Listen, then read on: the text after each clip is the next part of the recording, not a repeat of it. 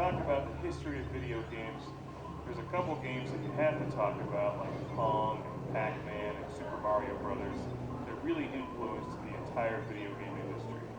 Xevious is one of those titles. Xevious influenced the vertical shooting game genre more than any other game, and is, in my opinion, one of the best video games ever made. And incredibly challenging, frustrating, and enjoyable all at the same time.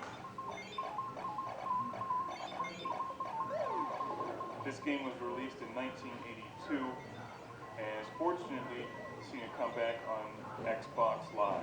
And I think Xbox Live is tremendous. And the Xbox Live Arcade, bringing back the old school games from the 80s and platformers from the 90s.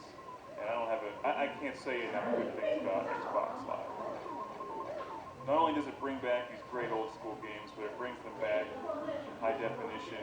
You can play them through your HDMI cable and your HD TV. It's just tremendous. Xevious is presented in its original native aspect ratio as you would have played it in the arcade, which is like a television laid on its side. It probably looks very familiar to those of you who have played games like Raiden. There's so many games in this genre now.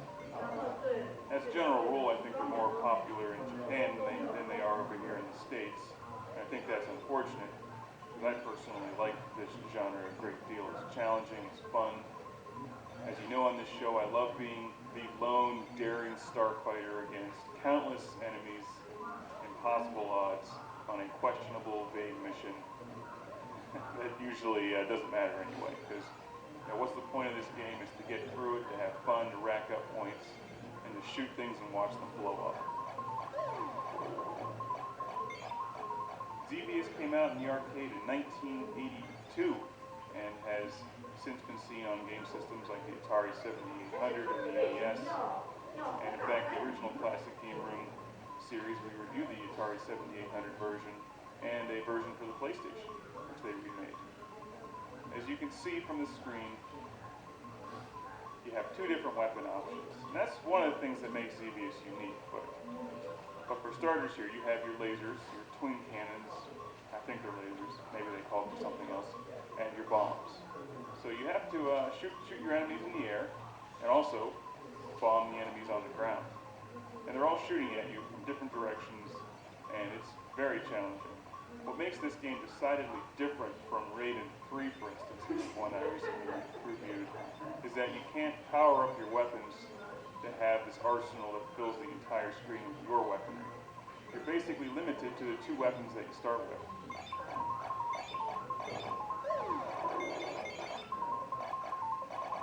So instead of getting that massive, huge shotgun burst of red bullets that most vertical games have, or a special weapon that you can blow up and then eliminate all enemy fire when it's about to kill you, you really have to rely on some serious skill in dodging the enemy fire. Now, I generally forget the story of Xevious. You can find it online, I'm sure. But you do encounter a couple bosses as you continue on in the game. And wave after wave of enemy, the variety of enemies changes on you. And my favorite part of this game, something I've loved since I was a kid and played this on my Atari 7800, is those spinning metal plates that come at you. And at the time, those were just amazing. That kind of graphics in a video game was just unbelievable. Xevious was way ahead of its time. And you can see why it influenced this genre so much. And just these simple things like the little tank boats in the water. You can't just bomb them. You have to actually lead them with your bomb and hope that they run into it. So it requires a lot of skill to hit all the enemies in this, to rack up serious points. Now, with Xbox Live, of course, they give you the added incentive of going for gamer points, which are addictive and a lot of fun to collect for no apparent reason.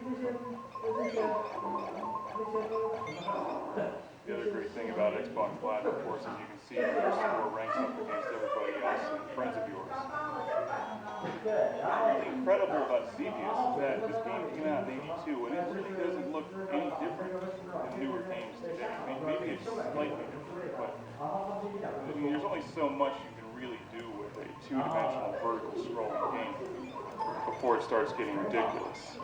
And I'm not a big fan of adding in all those three-dimensional polygons and crap floating all over the screen. I think keeping it simple like this is the way to go. And that's why I like Xevious so much in games like Raven 3. And I'm generally not a huge fan of using the Xbox 360 controller on this game. It's definitely challenging. I prefer the arcade-style joystick and buttons, but you know, what are you going to do when you just don't have a stand-up Xevious arcade machine in your basement? Xbox Live is about the best thing you can have. So it does require some skill to hammer away at the button, and also remember to bomb your enemies at a precise time. This is not a game where you can just hold down the fire button. It does give you an option to do a manual shot where you just fire at the rate that I'm firing at now, and also I use my other trigger to hold down the auto fire. So if a wave of enemies comes at me, I hold down that trigger and it lets off a machine gun burst of shots. But you cannot just hold down a consistent auto fire for the entire game. And for whatever reason, the music, although it just repeats itself over and over again, it never gets old. And maybe that's just because Xevious is that awesome. Here are the metal plates. Just look at those. 20 years ago, that was incredible. They're tough too. You have to dodge those things. You can't blow them up, so you have to dodge them. And then the enemy fire is coming at you, and then you get caught in between the enemy fire and the spinning metal plates, and it kills you. I love to see the resurgence in arcade titles on Xbox Live. And they don't cost much on Xbox Live. A game like this is only about $5, and it really has infinite replay value. Even if you went out to find this for your Atari 7800 or NES, it would still cost you at least $5 or $6 when you add in the shipping cost. Because you'd probably end up finding it on eBay, for instance. But with the Xbox Live, you just download it and it's no problem. Now, I'm by no means the greatest Xevious player in the world. In fact, I'd like to get a lot better at this game because it really is one of my favorite games and always has been. Just need to find the time to sit down and get back into it. One of my favorite game systems is the Atari 7800, and that's one that I grew up with and had when I was a kid. And Xevious was up there with Robotron 2084 as my favorite game on the Atari 7800. I played it for hours and hours and hours and hours. And I'm glad to see that there's still a lot of interest in Xevious today.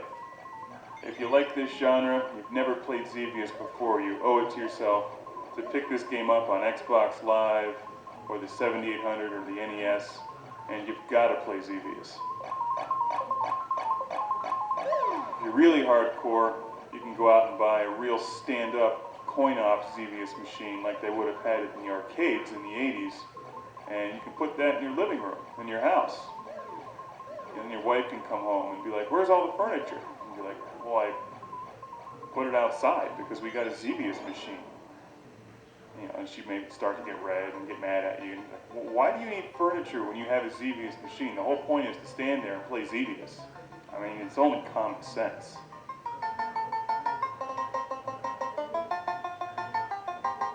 It's like replacing your dining room table with the cocktail version of Ms. Pac-Man. You can eat on that Ms. Pac-Man machine and play Ms. Pac-Man at the same time. Hell, it worked at Pizza Hut.